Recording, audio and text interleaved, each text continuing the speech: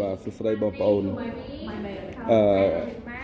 គណៈពេលនេះគឺកញ្ញាស្វាយរងកំពុងតែមានពាក្យពេចន៍ចុងក្រោយទៅកាន់បងប្អូនទាំងអស់គ្នាហើយមើលឥឡូវសូមស្ដាប់ពាក្យពេចន៍ចុងក្រោយទីមើល The last word you want to say to all of you in PTT Pan when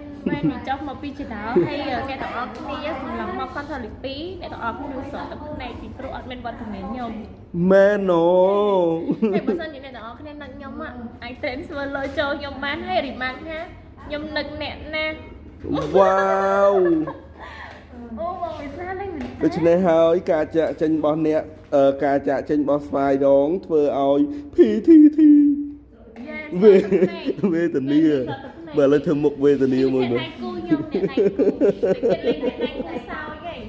តិចលេងដៃគូសោយមានដៃគូបងលក្ខណៈថាបងលក្ខណៈថាចេះអឲ្យតែរងចេញផតទេនេះ